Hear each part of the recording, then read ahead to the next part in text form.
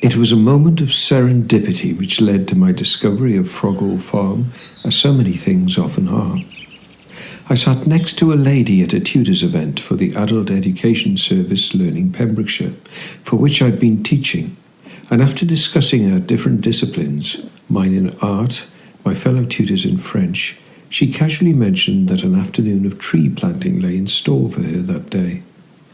I was curious and asked some questions.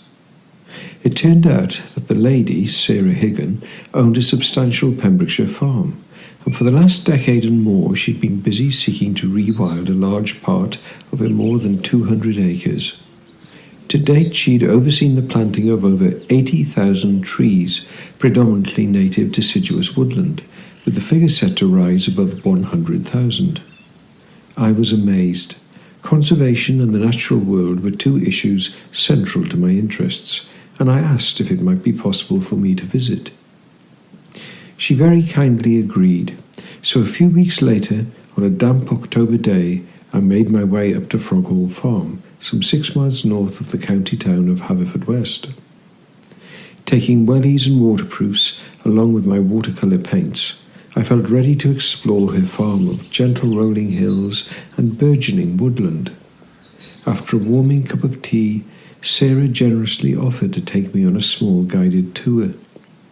We set off up the winding road from the converted outhouse in which she and her family lived, and turned right down a marshy track flanked by mossy trees. The water runoff was terrible from the above fields in the past, Sarah informed me, and there's a thick layer of topsoil which has been washed down into this gully. As a result, it always gets boggy here after rain. We walked up to a long steel gate and dragged it open through a clump of infringing gorse. Once through, the terrain levelled out and a small army of saplings suddenly faced us, leaves depleted and yellowing in the early autumn. This was one of the early fields to be planted, she said. It was all done very efficiently by the people who did it, covering large areas quickly. It was a big field, and its boundaries were not visible beyond the coverage of young trees. I saw birch, hazel, hawthorn and oak, the latter two superhosts for bugs and beetles of all descriptions. We walked up the gentle slope to the summit of the field and then veered right through an open gate between several other clumps of gorse. The trees spread out across the adjacent field with a stand of spruce on the north and left flank where we walked. The spruce, she explained, would be a future cash crop, a small concession to the needs of a reasonable cash flow. Let's take a shortcut through the woodland. It'll take us into the meadow. We pushed through the closely packed trees, the slender branches whipping back into place as we progressed, with an occasional scratch from hawthorn and ground bramble. Eventually reaching its edge, we walked through into a wide sloping field and made our way along its crest. We'll be seeding this with native flowers in the spring once the soil has been lightly turned, she said, and then we'll move on to the daffodil fields. The farm had leased out a substantial part of its land to daffodil growers, but now Sarah wanted to return it to biodiverse meadowland. The bulbs, I found out, were actually quite toxic, and it was an effort to remove them from all the densely planted acres. We walked down towards the house again and across the path to view the existing daffodil fields. The fields on the other side of the road were bare by comparison to the dense, youthful forest through which we just traipsed.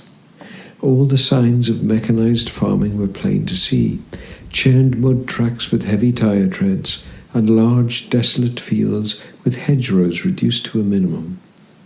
We're clearing one of these fields of bulbs, Sarah explained, and will then reseed it.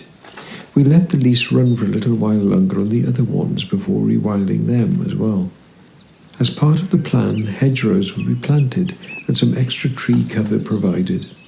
A camping and caravan business was providing a reasonable background income, and in the long run, the hay from the meadows would provide another source of possible revenue. However, the overall picture was one of organic growth and development, and Sarah was keen to exploit other potential methods of generating finance. Many farmers I know, she continued, would probably be happy to retire from all the hard work and drudgery of intensive farming. But if there were a way to make land management promoting biodiversity more appealing and financially viable, I'm sure quite a few would be happy to explore the kind of things I've done. With those words in mind, I thanked Sarah for her excellent tour and returned to that first field of young trees to begin what would be a series of paintings I would do on her farm.